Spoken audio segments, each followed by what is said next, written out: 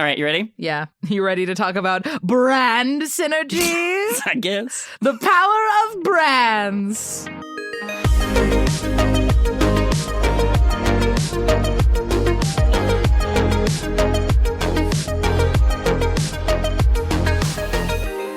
Welcome to Simple and Clean, a Kingdom Hearts podcast. I'm Mayanna, Berrin. And I'm Mischa Stanton. And Mischa, today we're talking about Disney princesses, aka the princesses of heart. Okay. Yeah, there's not a lot to talk about, but the things that are interesting to talk about, I think, are fun. And more so, I want to use this opportunity to explore our relationships with Disney princesses as a thing. Okay. Because not only are Disney princesses in Disney movies, Disney princess is a trademarked brand. Yep. So, Mischa, what is a Disney princess to you? The ladies what sing the songs in the animated movies. They do be singing. They sing. They sing. Do you have a favorite Disney princess? Ooh, great question. Ariel, probably. Okay, why? She's, I feel like, of the rest of them, she's the one who gets to make most of her own decisions. In her movie or? In her movie. Mm-hmm. And she doesn't want what her family wants from her. And rather than sort of like, I mean, she just goes and gets something else. She has like an entire cave full of her disobeyance. She do be disobeying. Yeah. The girl be a rebel girl. Yeah. I will say, like, this is not Kingdom Hearts related yet. No. We'll put it on our wish list. Mm-hmm. Moana's really grown on me. Yeah. Moana's a great Disney princess. Say more. Talk about someone who has her own agency. Like 100%. she like everyone else is like, you don't have to go on that quest, honey. It's fine. Like, we'll figure it out. And she's like, no, I'm gonna go on the quest, damn it. 100%. It is interesting. So as I explore my own relationship with Disney princesses or just princesses in general, it's funny because my friend Tori, who you've met, who may very well be a guest on the podcast very soon, she's like my goth girly to what is the equivalent of my pink princessy girl. Got it. Which is funny because to her, she feels like I'm very princess coded. And I think depending on the day I can be, but I'm a pretty grody little goblin sometimes. So I struggle with that within myself. But she went to Paris with her mom for like 2 weeks. And I asked her to get me a little perfume, just like a little rose perfume. And she got me this Princess Rose Diamond. And I was just like, oh, she does get me. It's true. But yeah, so I think like the princesses, depending on which movie you're talking about, have varying levels of agency. But I would like to challenge that. Of the Disney princesses that you can think of, which ones would you say lack agency the most? I would definitely say the earlier ones. Yeah. That like Snow White, Sleeping Beauty, Cinderella. Like, Cinderella takes one night for herself and is feeling like as soon as the clock strikes, her life is bad again. You know what I mean? Like it goes and she's punished for even attempting to have agency. I know. And so that's the thing. But not to say so she gets punished for it, but she does have it. That's true. I think we have a tendency, and Disney as a company, I think, is trying to be reactionarily course-correcty as a result of this. I mean, good. I'd rather them do that than not. 100%. I think that like the explorations in giving the princesses more agency has been a worthy endeavor. How effective that endeavor has been, who's to say? Yeah. But I think like I haven't watched the live action Cinderella. I've heard that of the princess rehabilitations, that one is the best one. I fully don't consider the live action or photoreal Disney remakes to be things that are worthy of my attention. Fair enough. I will say before they became a brand unto themselves, I think the Maleficent live action movie is actually quite good. Okay, and Angelina Jolie would have popped off in a Kingdom Hearts movie. She gave those cheekbones. But I will say this, like, I think that if I were to make a speculation, I think the live action Disney movies started out as like a, what if we did a little twist on it? And Maleficent as kind of the first one, and then Alice in Wonderland kind of as the secondary one, feel like the most earnest attempt to go like, what if Maleficent wasn't bad, actually? Yeah. And Alice in Wonderland's like, what if Alice went back to Wonderland as an adult, and how did that change her relationship with it? And then Alice in Wonderland, the live action movie, made $1 billion. Yeah. I think it was like the 10th movie in history, not even Disney, just movies, period, to make $1 billion. That was the first movie I ever saw in theaters incredibly high. Oh, and how was that? I feel like that's how we were meant to watch that movie. 100%. I am someone who actually genuinely really enjoyed both the Maleficent and Alice in Wonderland live action movies. And then as the princesses got into the mix, I think that there was a lot more pressure put on. And just in general, they were making so much money for the studio. I think there was a lot more pressure and expectation put on the live action movies to be something, and more so to be something that gets people like press releases of like, we're fixing this issue from this animated movie. We're changing this character to make them gay from this movie. But it's in the way that, like, now we're really getting into a detour. Yeah. But it's in the way where they, like, Netflix announced that in the Avatar live action series, they were like, and we're fixing Sokka's sexism. And it's like, no, you don't fix it, because part of his story is learning how to be better. Absolutely. And if you just take it out, then he doesn't do anything. So then to that same point, I think the Disney princesses, there's like certain things a Disney princess has to be. Like from the brand tenants, this is actually really funny because I was looking this up. The qualifications for the Disney princess brand line to be included in the, this is from the Wikipedia page, to be included in the Disney princess line, a character must be a protagonist or main supporting character in an animated theatrical film produced by a studio owned by the Walt Disney Company. Okay. That is the first film in its franchise, thus excluding characters introduced in sequels, direct-to-video films, and television series. Must be human in her standard form. Racist. I know, no Nala. And in general... But hold on, but Ariel's there. That's not her standard form. That's a really... Well, you know what's funny? In all of the Disney princess branding, yeah, it's ball gown time. It sure is. It's ball gown time. It's only ball gown time.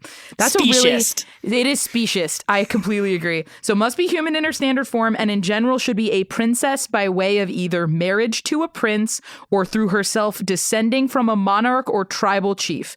Exceptionally heroic characters who do not have a royal title can also be included. So that's Thus Mulan. We have Raya and Mulan. Or like Raya is a princess, actually. Yeah, she's the daughter of like a chief. Is Raya included in the Disney princess line? So now we get to the main Disney princesses in the princess line. But hold on, before we get there, I do want to ask. I know we're talking Disney princesses and the Disney princess brand today. We're going to tie it back to Kingdom Hearts we promise. Eventually.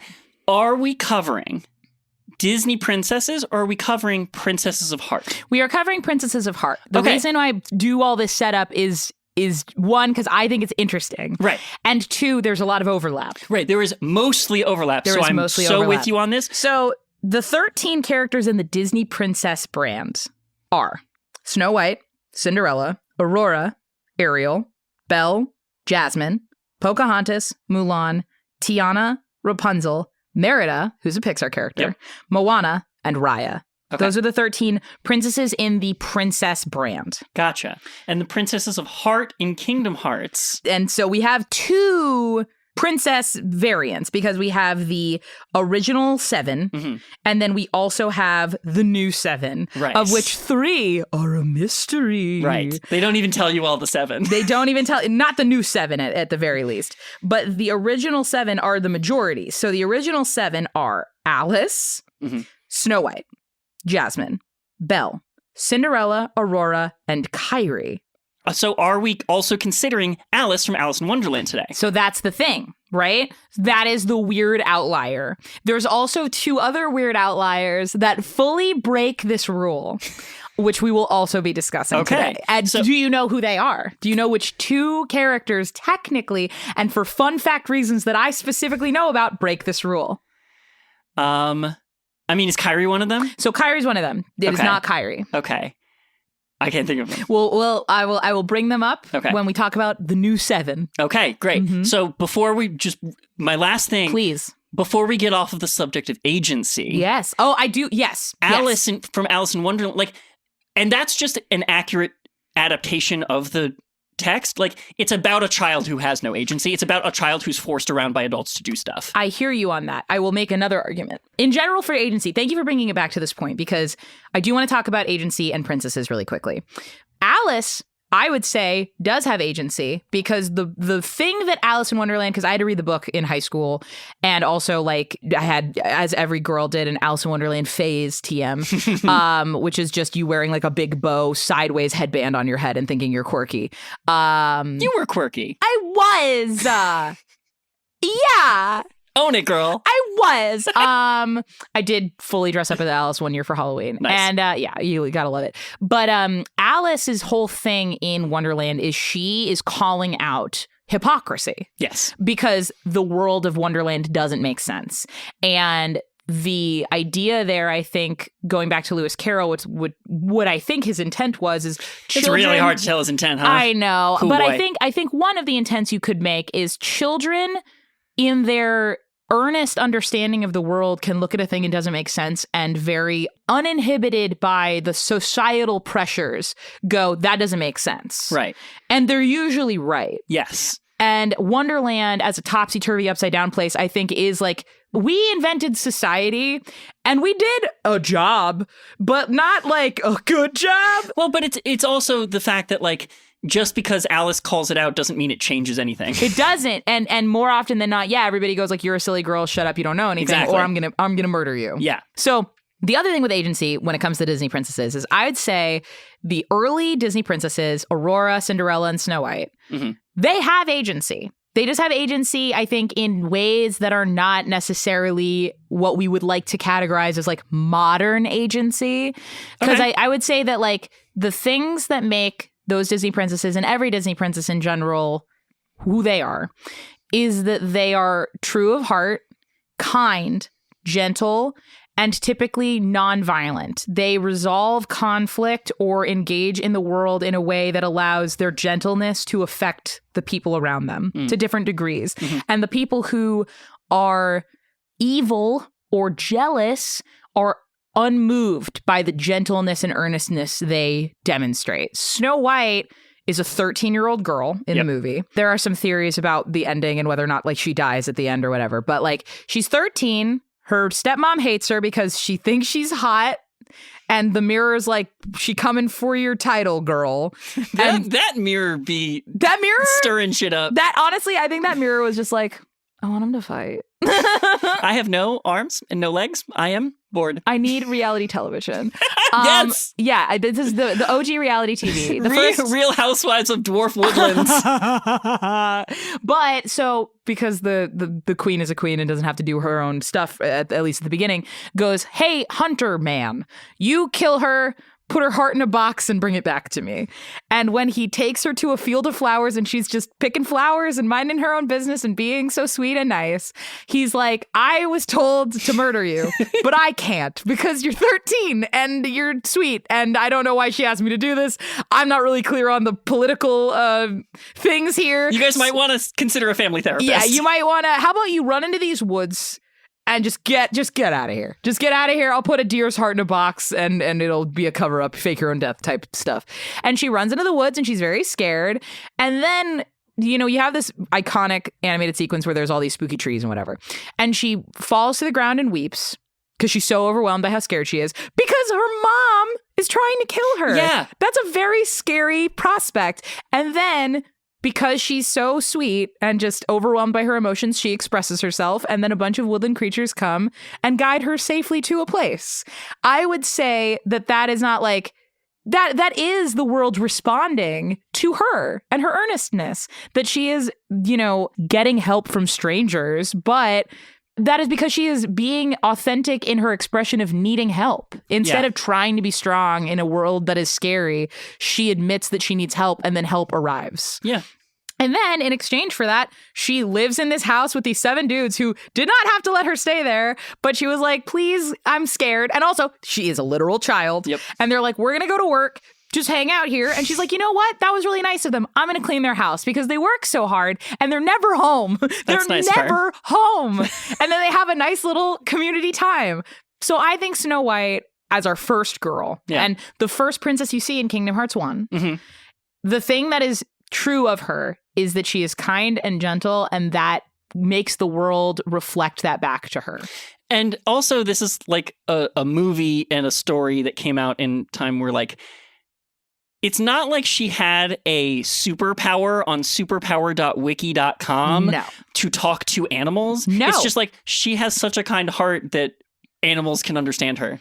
And also, is that not true of humans? You have a dog at your place right now, and I said hello to that dog, and the dog and I can't talk to each other, but that dog and I are chill. I have full conversations with my cats. I love, like, because I think animals are empathy machines, and they can sense a good-hearted person in real life. Yeah. And so it makes sense that a princess, you know, a kind-hearted soul who has not an inkling of bad will inside her, animals would trust her and go like, you seem like you need help. Also, dogs can sense when someone's sad. Like, this is not the craziest thing, and we're like, oh, you can talk to animals. Like, I don't know where we got off on this whole, like, that's ridiculous. Like, I'll tell you where. It was the Wild Thornberries. It was the Wild Thornberries. Yeah. Not a Disney property. Not a Disney property. Totally different. And also, cool power in that one, too, I would say. Yeah.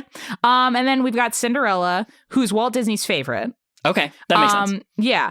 And I would say Cinderella is literally an indentured servant who, within the realm of what she is capable of doing, does only the things she can do, which is like she tries to make her own dress and she's busy. So the mice go, she's working. I'll help. Much like Snow White. And then she makes the dress. She wants to go to a party. She wants one night off to go to a party with her family. And her family says no, rips up her dress. And after years of diligent work and service to a family that doesn't respect her, quiet civil disobedience wherever she can, you know, like Cinderella understands that her situation's fucked. Like when she goes into the room to see her stepmother, she's always like, you know, she can only do so much. And that is why magic intervenes and goes like, you are a good-hearted person. The kindness you reflect of the mice in your home and the birds in your home and the dreams that you have in your heart will be reflected back to you, and we will give you this gift. And in one night, she gets to ascend. Yeah. Like, because all she had to do was show up. She's so good and so pure and so lovely and so poised and graceful and all these things that, like, all she had to do was be seen once, which is why her stepfamily couldn't let that happen. Right. Because they knew the minute that she was out of their indentured servitude, she would find liberation. I mean, girl, have you seen her? They literally draw her face in a different style. She fucking ate. She ate. And then finally, Sleeping Beauty. I would say. Yeah, okay. So I loved your arguments for the first two. You're right. I changed my mind. Sleeping Beauty's the one that doesn't have agency. Sleeping Beauty is a tricky one. I'm gonna let me see what I can do here. Let me work my little magic. So, baby, she born. Go off, minding queen. her own business. 3 fairies give her gifts: the gift of beauty, the gift of song, and then the gift of not getting murder cursed per the requirements of a witch who showed up. Yep. She's 16. She's living in the woods. She's also friends with the animals. She's nice to her adoptive 3 aunts that she doesn't question why they are the ones raising her. Let alone why they can fly. I know. Yeah. Well, do they? No, because they pretend to be mortal. Yeah, I know. Her. Yeah. I was just joking. It's a good time though. And then she meets a prince in the woods who's like, hey, and she at first is like, I don't know about this man I met in the woods. And then she's like, wait, I think I recognize you. I had a dream about you. And then they have a nice little dance. And then she does go like, hey, I met a guy in the woods and he seems really cool and I would like to see him again, please. And then the fairies are the ones who say, no, actually, because you're a princess and we need to bring you back home tonight. And she's upset by this. I will say, yes, Sleeping Beauty doesn't have a lot of agency. She is sort of a symbol in the broader destiny conflict of, and I will make this argument though, 4 extremely powerful women. Yeah. Like the key conflict is between 3 good women and 1 really bad woman. So Sleeping Beauty is not about how women don't have agency. It's just about how this one girl doesn't really. About how this one girl is trapped by fate through no fault of her own, finds herself at the center of, once again, kind of a jealousy conflict. Yeah. Maleficent is jealous and frustrated, and the live action movie does some revisionist history that I think is really cool and interesting. But like, for the purposes of this, Maleficent's mad that she wasn't invited to a party and goes, I'm gonna kill your child about it. I'm gonna kill your baby that you threw the party about it. Oh, Did you like having birthday parties? No more of those. No more of those. The mistress of all evil. Now, here's my question, right? So the good fairies are sort of against her hanging out with this boy because she's got something important to do. And like this prince coming along is sort of what seals the fate of the sleepy spell happening, right? And also, fun fact, she doesn't know that he's a prince, and neither do they. Right. They don't know that he's actually the guy she is destined to marry. Right. But so I'm trying to construct a world where like Maleficent made a Heartless, or like they think Maleficent made a Heartless to draw her into the wheels of prophecy. And so like then I'm trying to imagine that scene where they like, you know, dance, like ballroom dance through the woods. Yes. But it's Aurora and like a little heartless soldier guy. Prince like, guy with like a spiky hat. Yeah, and his hands are like up above his shoulders because he's so short trying to dance. Funny. Well, it's funny too because the birds and the owl dress up in his clothes. Right. And she dances with that at a certain point, and I feel like that would be the heartless version of that. That's just three heartless in a trench coat trying to get into an R-rated movie. But yeah, I think like Sleeping Beauty is a story about like a weird destiny that they try to undo and end up inadvertently doing. But at the center of the conflict are four really powerful spellcasting women who are in a decades-long fight. And even the prince is just a sort of part of that thing that they are doing. So that's a great point. This is not a moment where it's about stripping women of agency. No. This is about how prophecy strips all of us of agency. 100%. And also maybe the idea too that like women of a certain age have a better understanding of a situation than a young woman does. And therefore through unintentionally harmful meddling, they kind of take away a young woman's ability to learn and grow through those things. The reason why I bring up these three examples is these are the three dive to the heart princesses you first see. Right. And then Belle. And I'd say Belle is sort of the ushering in of the new era for Disney princesses where it's like Belle has agency. She does voluntarily become a prisoner. But even within that, she's very feisty. But it's also not like she gets kidnapped, right? She's doing it not. And she's forced into a bad scenario, but she is choosing that to save someone else. It is her choice. I will say this, though. What does Belle run from to get to her father? Gaston. Yeah. Like, well, yeah. She's choosing between the devil I know and the devil I don't know. Sure. Well, and of course, the real moral of that story, who's the real monster? Who's the real monster? Gotta love it. Exactly. Who is the monster and who is the man? Which is from a That's different a Disney different movie. one. I know. But Belle wants adventure in the Great Wide Somewhere. She loves books. She's an outsider in her village. She loves her dad. And her dad is off to the market to sell his inventor wares and gets lost. And then gets kidnapped by the beast. And then the horse runs back to her. She takes the horse back to the castle, sees her dad. She knows he's going to die in there. And so she trades her life for his so that he can go back to the village and be safe. I would say, I mean, horrible situation, real Sophie's choice, kind of a rough one if you're like, my old dad, of whom I'm the sole caretaker, I'm going to send back to the village where he is not welcome and where no one will really empathize with him because nobody empathizes with either of us. That's a better situation than if we were maybe both trapped here together. Yeah. Like, I don't know. You know? Yeah. I guess being a prisoner one. and not knowing, like, we're going to live in a dungeon cell forever versus, like, is a dungeon cell much better than being ostracized from your community in a tiny town in the south of France? Right. Like, a community that shuns you is just a bigger cage. Yeah. But it's hard to see that in the moment when 100%. you're trying to negotiate with a giant bear guy. He do be a bear guy. And then first of all, she does try to escape. She runs off into the woods. She gets attacked by wolves. The bee shows up and saves her life. They have a very cute, feisty fight where it's like, if you hadn't been so mean, I wouldn't have run away. It's like, well, if you had run away, I wouldn't have gotten fit. And then it's like, then they're falling in love and you're like, oh my God, what's happening to me? But, and they were roommates. Oh my God, they were roommates. And then you have, beautiful romantic dance time. But the pressure on that movie very explicitly is like, she has to fall in love with him or he will be a beast forever. And she doesn't know that. And he never lets her know that, which I do think is great. That the narrative... And he also like tells the staff not to tell her. Yeah, he's like, I don't... And also, I think, to his point, I think on one hand, he does have a hopelessness about, like, can anyone ever really love me? But I think there is this other thing of like, I don't want her to fall in love with me out of pity. Right. Well, and if she knows about it, would it still work? That's also a great point because it's, I mean, I don't think it would. Right. The knowledge about the situation would change the situation irrevocably. Absolutely. And so those 4 are like on the way to a newer generation of princess, which I think we can all feel a little better about. Alice in that little pantheon as well, and the older ushering into the new. Sure. Ariel being one, not a princess of heart, which is really funny. Oh my God, that's right. Yeah. Ariel, famously, not a princess of heart. I always forget that.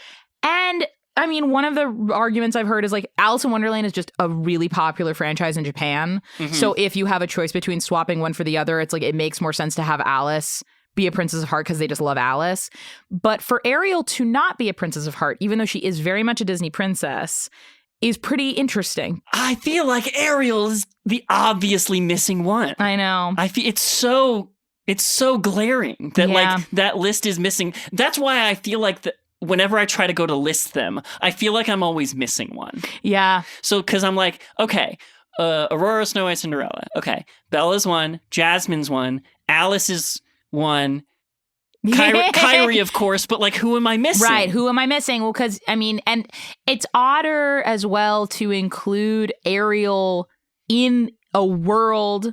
It feels weird. It certainly feels weird. It's odd. Yeah. It's set up in such a way that makes you question whether you've got all of them. Mm-hmm. In a way that like these characters they are vital pieces of this puzzle. And there's so many of them that you'd assume that the game would want you to remember them all. Yeah. But because Alice is in and Ariel's out, like it creates this weird brain trap. Yeah, it does. It doesn't make sense. But I think what we get instead is we get a female recruitable party member. Yeah, which also great. Really cool. Really fun. Glad she's here. I feel like it's the same feeling as when you get Mulan as another Disney princess who's not a princess of heart. Yep. It's weird. There isn't anything that I have found so far in like justifications for why certain Disney princess characters were or were not chosen to be princesses of heart. Interesting. Maybe there's something in the Ultimania. I think it probably has to do a lot with it's 2002 when we're choosing our first 7. Mm-hmm. And Mulan is popular, but not as popular, I imagine, as the other Disney princesses are. And certainly less set up for that, like, goodness, purity kind track. Like, Mulan is fundamentally a different character than that. She absolutely is. Like, I mean, her plot centers around the, as my friend likes to call it, one of his favorite plots, the lying the whole time plot line. Yeah, and, like, the whole point is, like, she's not that poised. She's not that graceful. So, like, she's just a different kind of woman. It doesn't fit for her. Yeah, so it makes sense that Mulan isn't. It makes less sense that Ariel isn't. Yeah, what's up with that? I don't know. Like, I genuinely think it's like, it's more fun for her to be a recruitable party member. I think it's part of it. And also I think Ariel as a princess, she's certainly quite quirky. She's poised, sort of. I mean, she definitely as a human is less so. Yeah. Like, she's definitely doing a lot. And also, she do be lying. Yeah. Like, she doesn't mean to be lying, but she do be lying in her movie. Yeah. Yeah. I don't know. So it doesn't really make sense why she's not. But again, I think it's an okay sacrifice for what we get instead. Yeah. And also, one of my friends made a joke that it was like, it would be weird to put the fish in a tank. Well, that's when you said the thing about Disney princesses having to be human in their base form. Mm-hmm, that too. It would be weird to put a fish in a tank. They needed a recruitable character that could be with you when you're learning how to float. Yeah, which is crucial for that level. Right, so they needed a party member that would float alongside you, so the one with the tail makes sense. Yes. But, like, they really make Ariel the odd one out because she's a fish. That's fucked up. I know.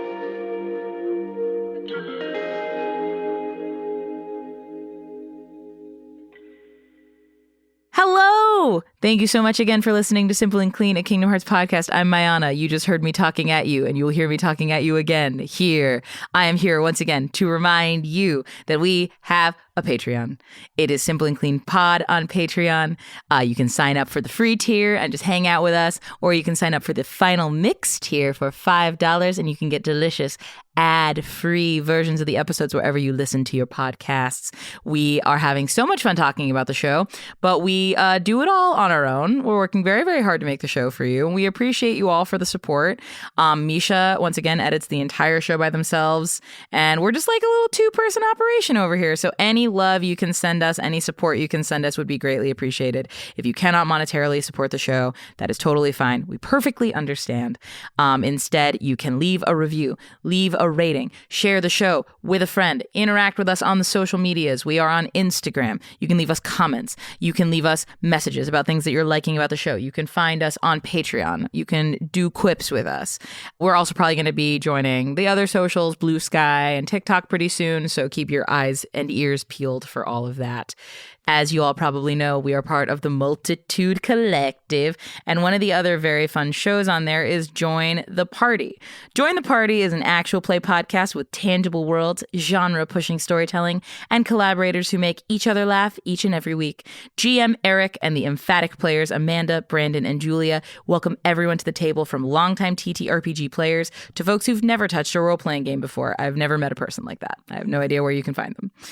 If you want to hop into the current campaign, it's about the drama and excitement of a superhero high school. It's told through the game Masks, and we teach you everything about the game that you need to know to enjoy the story. Now, I wouldn't know anything at all about a world inhabited by superheroes, except I would, because I am currently working on a video game about the very same concept called Dispatch. It's a workplace comedy in which a man has to dispatch superheroes like you would dispatch people at a 911 call service. So if you like things like this, you might also like that. That's an ad inside of another ad. We're doing Adception. Can you believe?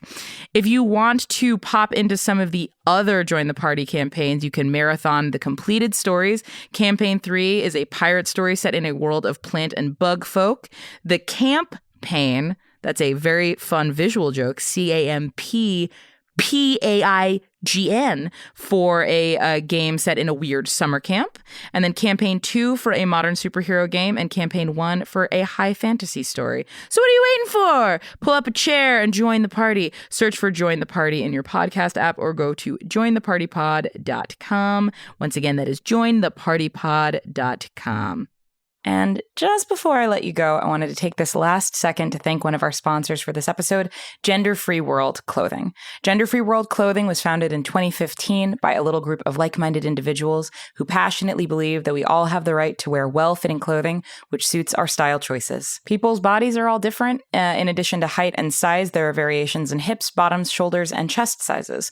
One size does not always fit all. After extensive research, Gender Free World Clothing has created shirts in 4 body-shaped templates: the Alex, the Billy, the Charlie, and the Drew. And these ranges accommodate those different variations. The Alex is for wider hips, the Billy is for larger busts, the Charlie is for shoulders and hips in similar proportion, and the Drew is for those with broad shoulders, narrow hips, and longer bodies. No matter how you're shaped, you're sure to find a style that is going to suit you. If you're interested in shopping with Gender Free World, they are offering 12% off with our code SIMPLE12 at checkout on your first order.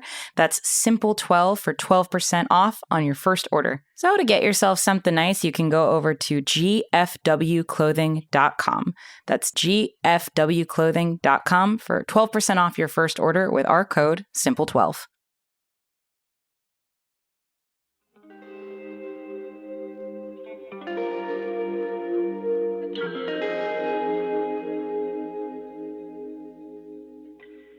So putting this back into Kingdom Hearts, like, what do they do for the games?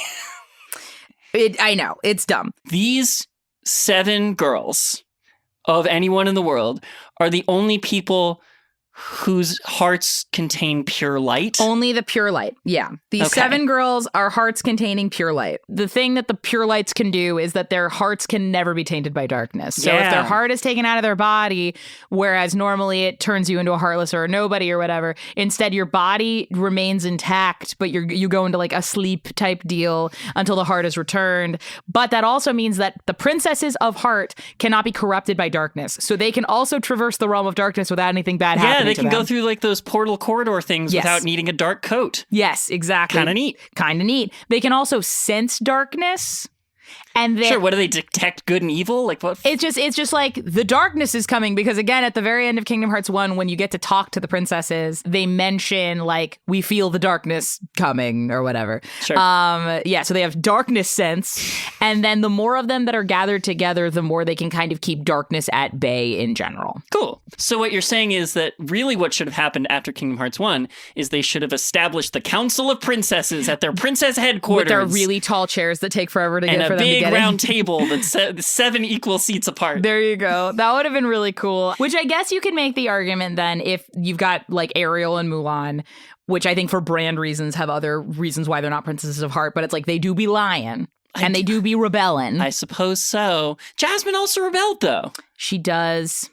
See, this is again, it's flimsy logic. This is one of the things that doesn't make the most sense to me. Right. And it's also like the construction of the fact that like there has to be 7. Kyrie's obviously one of them. Because she's the main girl character. And like they do try to tie the 7 back in later where like now we're getting into like the way you know, originally there was Kingdom Hearts and the key blade, the X blade, yes. and that was made of light and darkness, and it got split into 20 pieces. And you need 7 hearts of pure light and 13 hearts of pure darkness. So in Kingdom Hearts 1, the 7 hearts, when joined together, can allegedly open Kingdom Hearts. Right. More importantly, though, when the 6 of the Princesses of Hearts are joined together, they make the Keyblade that is dark and spooky. Yeah. That one is the one that Riku gets. Right. There's these other things called D-Links, which are like a mechanical game thing in Birth by Sleep. So like Cinderella becomes a D-Link for Terra, Ventus, and Aqua, and then Snow White becomes a D-Link for Ventus and Aqua.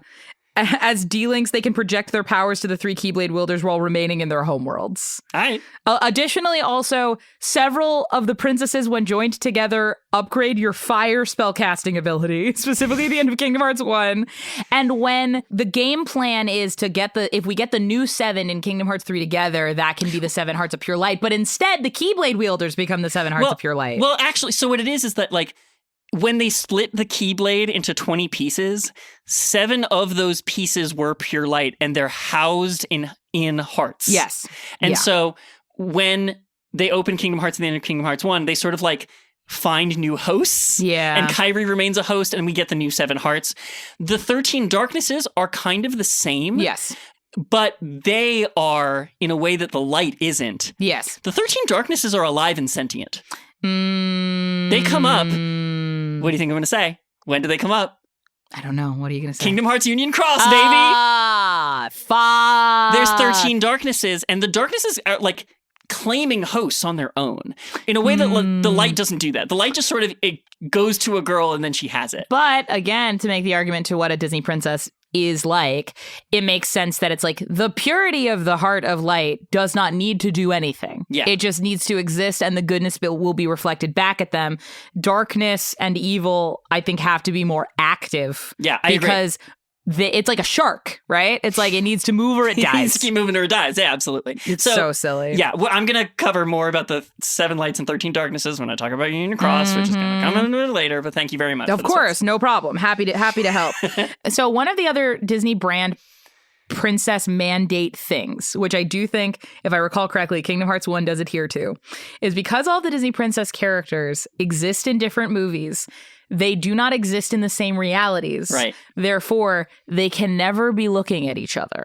So what that means is, and I remember when we got to that part in Kingdom Hearts 1, they are standing in a semicircle, all facing the ahead. Dead center. They are not looking at each other. They are not acknowledging each other.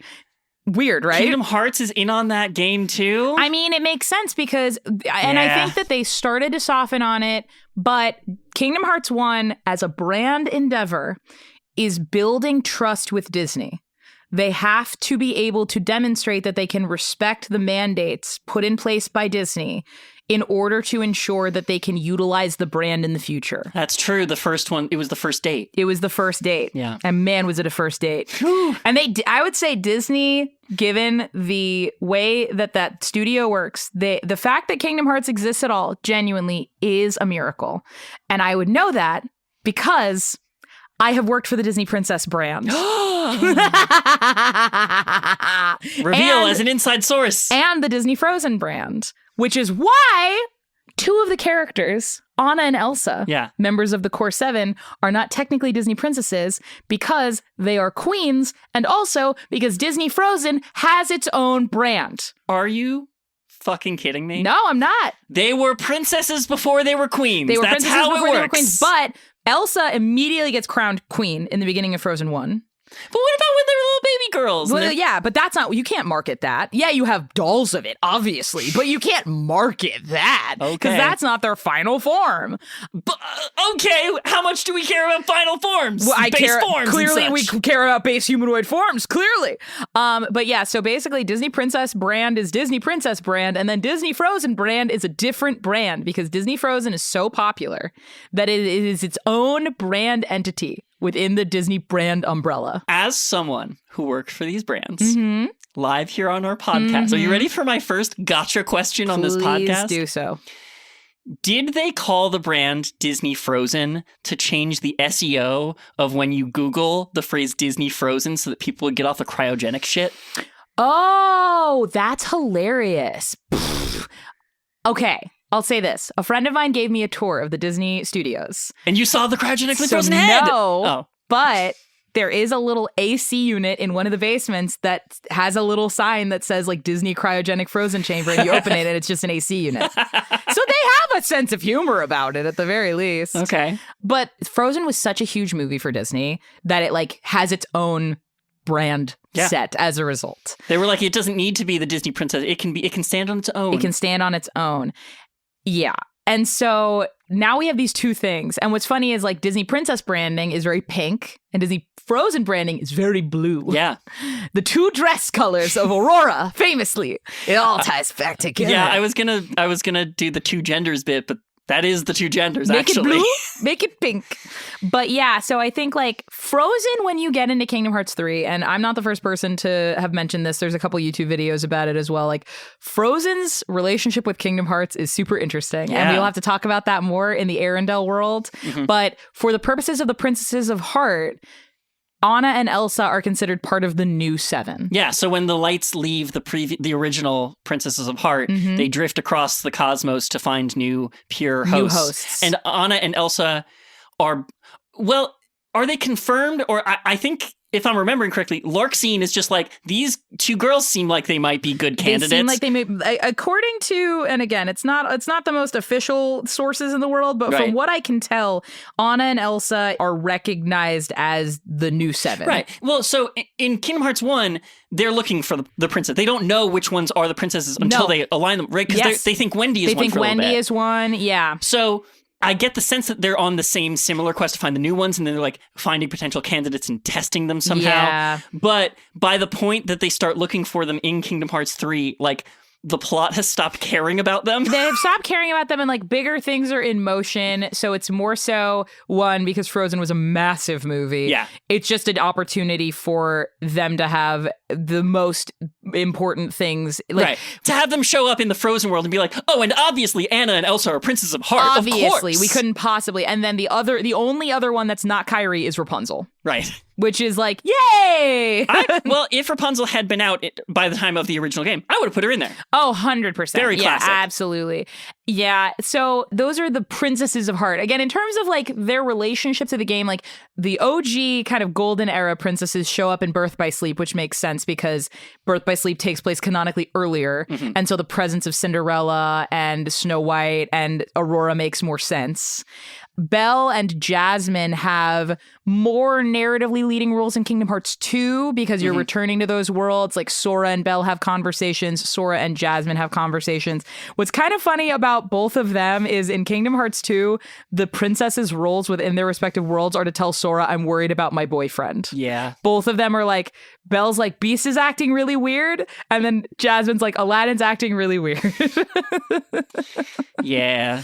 I know. So like, again, the Princesses of Heart in the context of Kingdom Hearts are things in which the plot is driven. They are there as a sort of similarly to Kyrie, we have to go rescue the princesses because they are important and because they are made of pure light and they are used for evil, nefarious purposes. But to your point earlier, like, it is so very clearly like the Square Enix translated version of, obviously the Disney princesses are special, are the most specialist. 100%. The most specialist. And they need to occupy specific positions in whatever appearances they make. Because also the Disney princesses have appeared in multiverse crossovers before, in specifically the one that I think is funny is Sophia the First.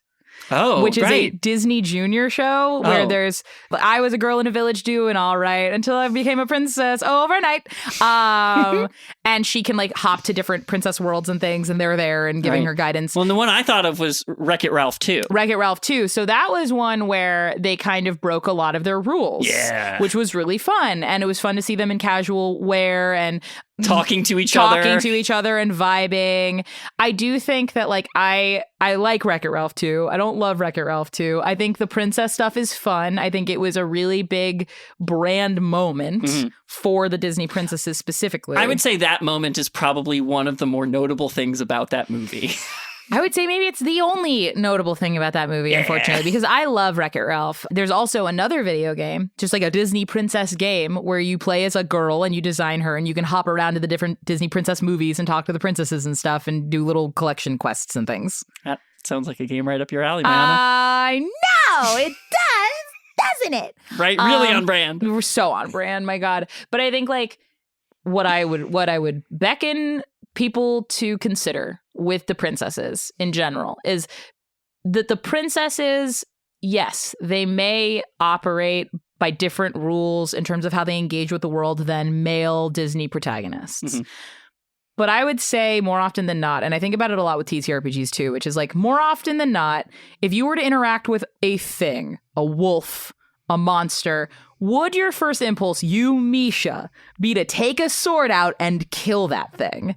Or would it be like, well, hold on, let's see what it's going to do first. Or maybe we should find another way down this hallway.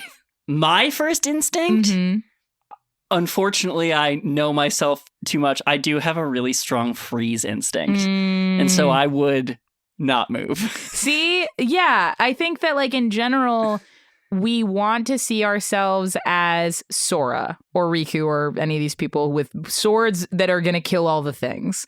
But I would say a lot of us are baby girl and princesses. I strive to be baby girl. I strive to be baby girl all the time.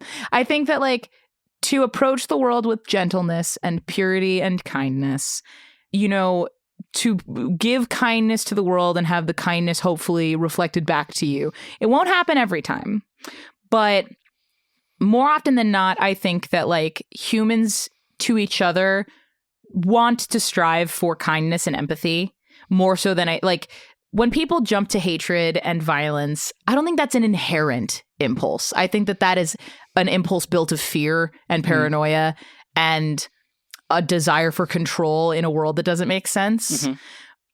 But that's not, for many of us, I think, the first way that we engage with the world. No, you're right. I mean, you hope to be in a safe enough environment that you don't have to act out of desperation so that you can approach the world that way. Yeah. And there's something to the innocence baked into the Disney princess brand that these women are innocent. Yes. That they're positioned in a way where that kind of thought doesn't enter into their process. They're always approaching things openly and with curiosity. Yeah. And they never have to be like, well, I'm not going to help out this mouse because I got to earn my rent. Because ew. Yeah, or because I have to earn rent this week. Yeah. But I will also say this. Snow White, Cinderella, and Aurora all live in destitution at the beginnings of their stories. Snow White's first outfit is rags. Yeah. Cinderella is an indentured servant. Aurora doesn't even have shoes. And I think that, like, she lives in a little cottage in the middle of nowhere. But that does make her a homeowner. That does make her a homeowner. But she doesn't own that home. The fairies do. All right. But I think that the idea, though, too, is that, like, all of these women, even Belle, I would say, and Belle also, her dad owns a home, like, they start with very little. Yeah. And they don't aspire for material gain. Ariel doesn't. Elsa and Anna don't. They start, I think, with the most privilege of many of the queen/princess characters. Yeah, I would put her and Jasmine kind of on a similar pedestal there. Anna Ariel as well, because she lives in a castle. Sure. But I would say that, like, the thing, Jasmine does not want to be in that castle. No.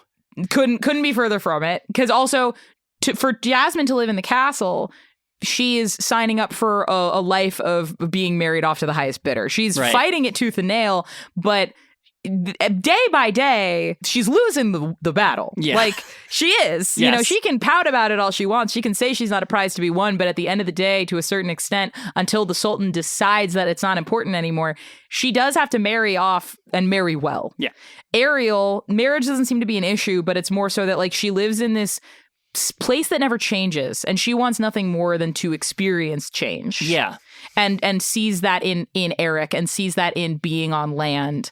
Yeah, it's just a different world. Yeah, exactly. It's a different world that she wants to, much like Sora and Riku, which is why I think Sora and Ariel vibe. I think, the friendship between Sora and Ariel is uniquely brilliant. It's really smart, and for how little time they spend on screen together, I think really impactful. Mm-hmm. But overall, I would say the Princesses of Heart as a thing in Kingdom Hearts are important. They become less important over time. But I think that the lessons we can take from the Disney princesses as a thing and the Princesses of Heart in general is, like, there are forces of evil and darkness in the world. But if you can maintain the light and the hope and be kind and gentle, at the very least, you can help Sora get the Faraja spell. Yeah. And that's on not letting women act out their rage in the moment. You do it for me. Do it for me later. But in all seriousness, genuinely, like, women characters in Kingdom Hearts, it's tough out here. Yeah. It's hard to find them. These ones are great. They are all wearing ball gowns, except for one that has a tail, but she doesn't count anyway, so it doesn't matter. Yeah. Well, I have a couple of follow-up questions, Please. if you don't mind. So, to that sense, obviously the Princess of Heart as a concept in the games is made as a story mechanic to give Disney princesses, the brand, the height and loftiness that is probably contractually obligated. 100%. It's also very clear that that needs to be a position so that Kairi, the main female character of the game, can also be one. Yes. Do you think Kairi's a good representation on the other six's behalf? Interesting. You know what I think is Kairi as a bridge between the princesses and Kingdom Hearts characters is a really interesting one. And I think because Kairi is both a princess of heart, but not a Disney princess, she can enjoy the benefits of the brand mandate while also being a female character who can engage in combat. She can have all of the pillars of value of, like, kindness and generosity and empathy and grace and different things, but she can also get to have the things that Sora and Riku get to have. She gets the benefits of everything. No, and you're right. The fact that, like, she is kind and, you know, graceful in a way that Sora is floppy. Yes. And, you know, she does have the proto qualities of the other six. That's true. It's interesting, but I think, like, how do you feel about it? Like, do you think Kairi makes sense in this grouping of again, the original 7 being, like, Cinderella, Snow White, Belle, Jasmine, Alice, and oh my God, I literally did it. See, the brain trap. I it's literally real. did it. Where what? Oh man, there's one more: Cinderella, Aurora, Belle, Snow White, Alice, Jasmine. We did it. We did it, Joe. We did it, Joe. Yeah, I mean, to be perfectly honest, no.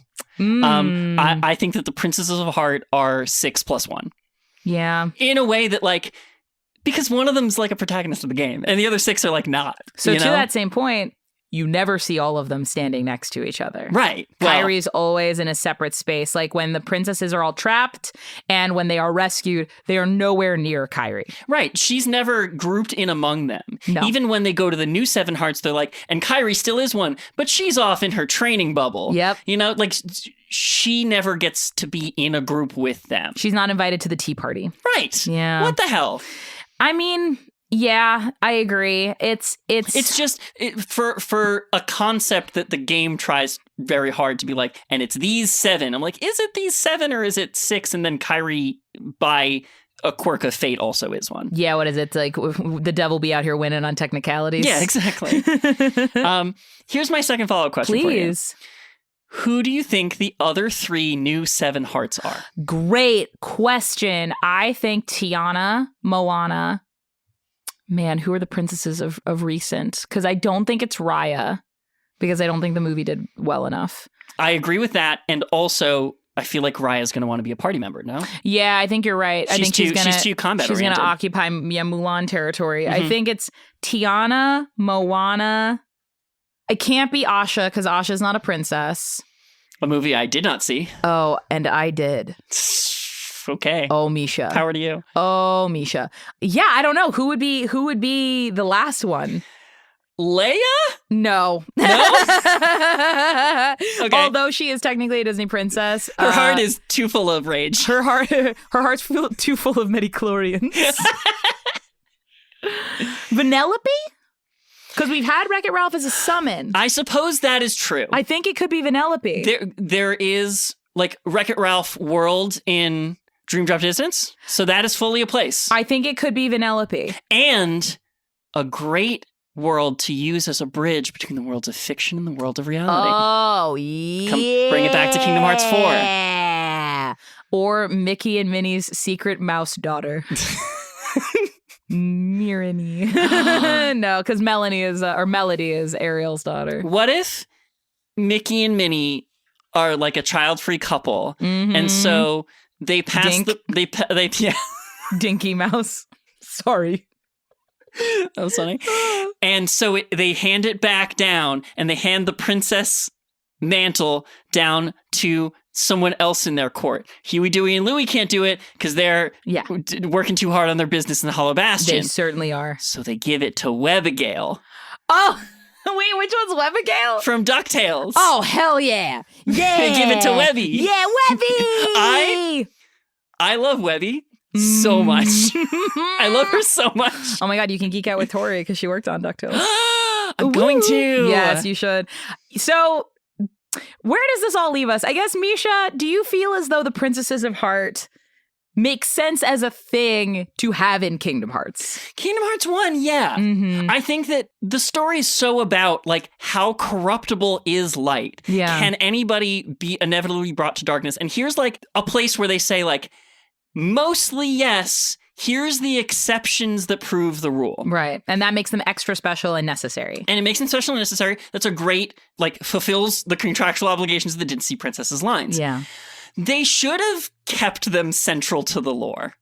Yeah, they fall off the lore. They try to kind of retcon it in Birth by Sleep by making the princesses whose worlds fell to darkness in Kingdom Hearts 1 present and places you can visit and go, which is awesome, and I really enjoy it. In Kingdom Hearts 1, by the time you get there, 3 of them are gone, and you have to save the other 3. Yes. Is like, I understand why. It gives the game stakes. And so when you're doing a prequel, like, obviously the first choice is do the other 3. Yes. I wish in Kingdom Hearts 2, they mattered at all. Like, Organization 13, as it's portrayed in Kingdom Hearts 2, fundamentally doesn't give a fuck about the Princesses of Heart. They don't. And Maleficent's off doing her own thing. Maleficent's like, I'm evil and I'm back. I think, Maleficent is kind of just like, Organization 13's plot also leaves a power vacuum that I can swoop in and take. And also just like, I am here on my revenge quest time. Yeah, and like now I hate Sora enough to swear vengeance against him. Yeah. And then by the time they get to Kingdom Hearts 3, like, again, they token toss off like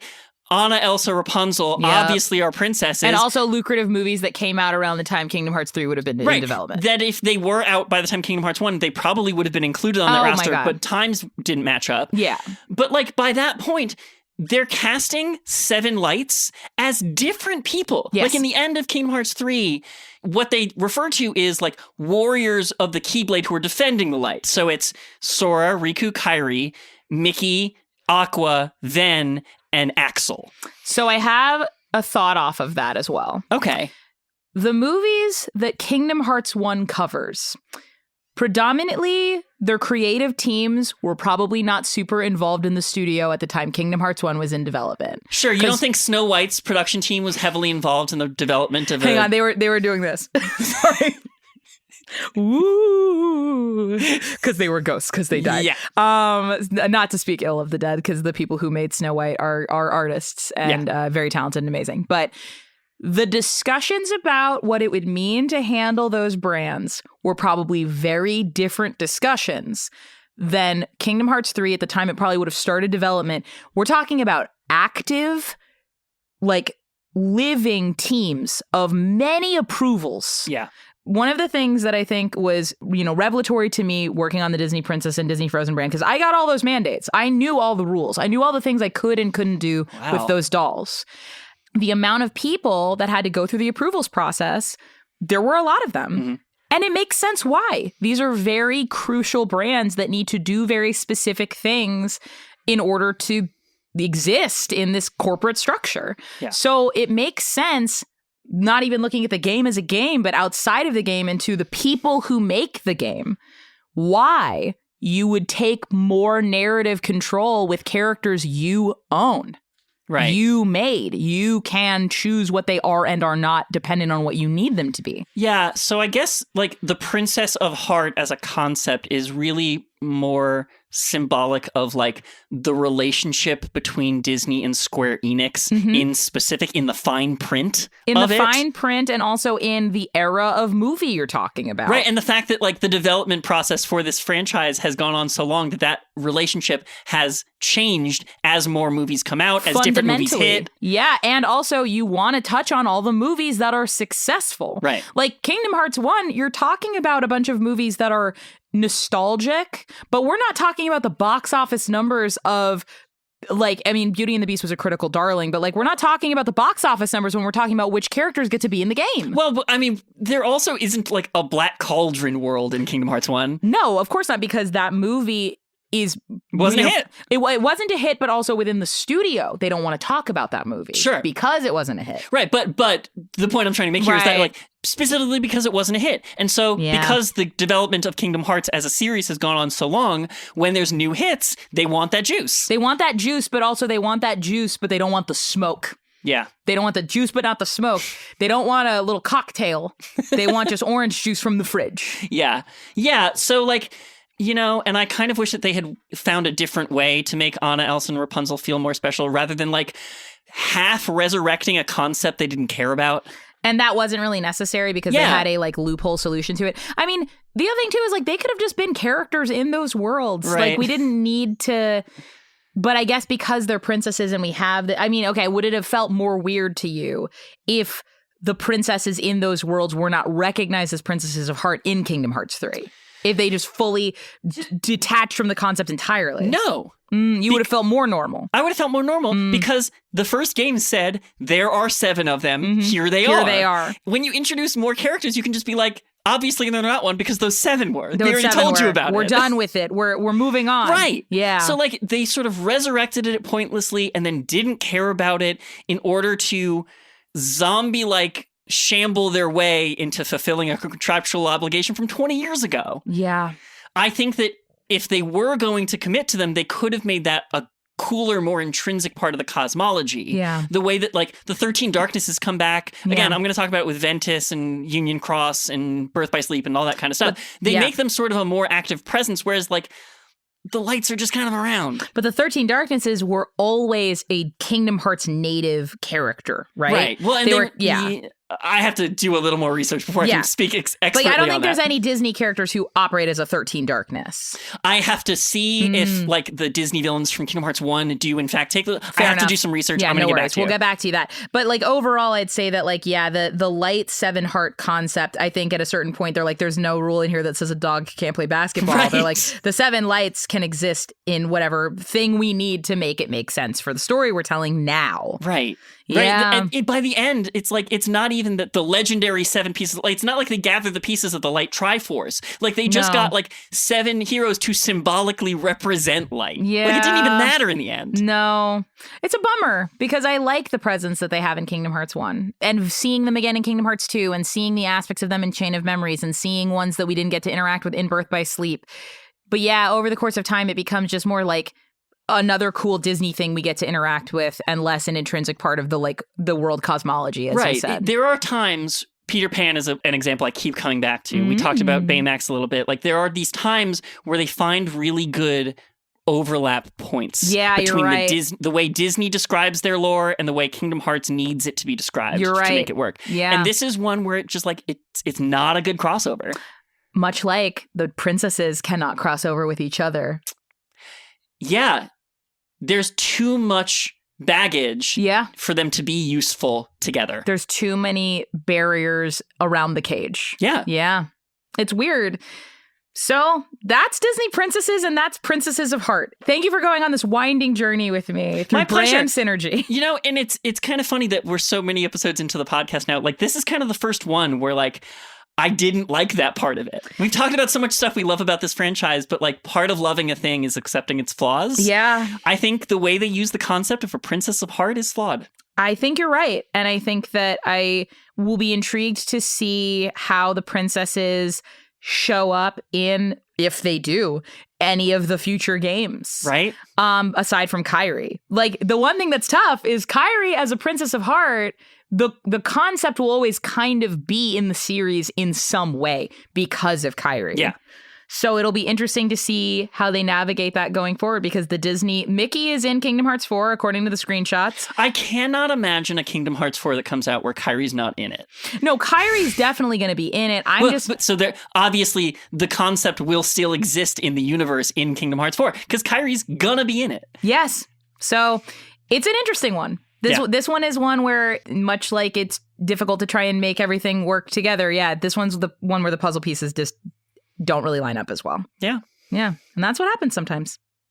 Thanks for bringing us this one. I know it's hard to break the suit on that, to bring the first topic that we're not like the most enthused about. So thanks for bringing it. Oh, of course. I, as a person, love the Disney princesses, and I will go to bat for them all the time. But also, yeah, this one was pretty weird. But thanks for joining us on this ride. I have a new little segment. We've got some fun little DMs. I don't know what we should call this segment, and we don't have to decide right now. I feel like there's 2 options, and we should decide live right now on mic. I think the 2 most obvious options to me are the Traverse Town mailbox or Messages in a Bottle. I think Messages in a Bottle makes more sense to me. Okay. So, this one comes from somebody named Elizabeth.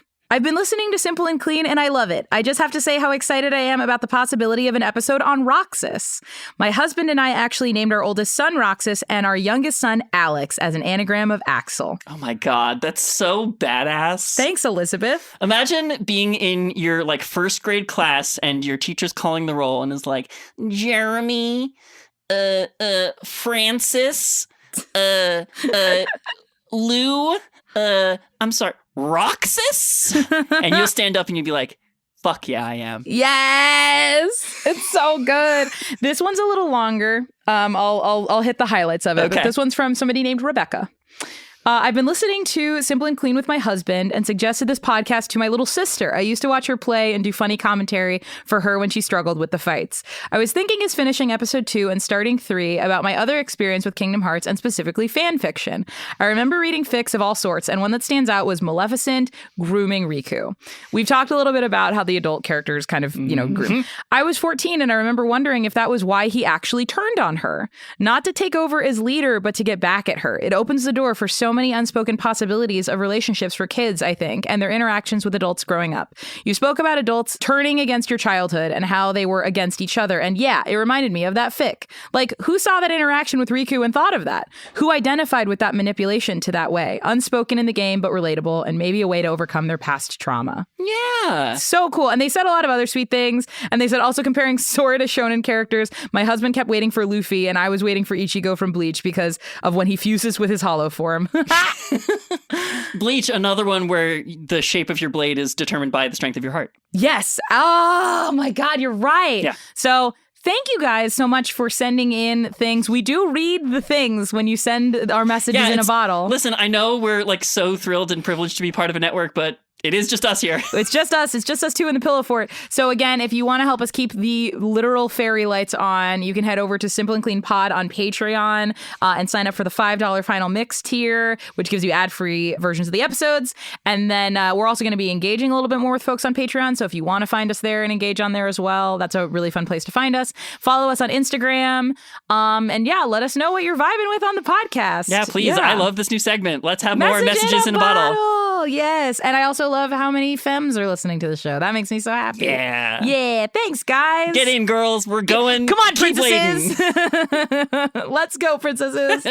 But thank you so much again for listening to Simple and Clean. And as always, may your heart be your guiding key. Yeah. Yeah.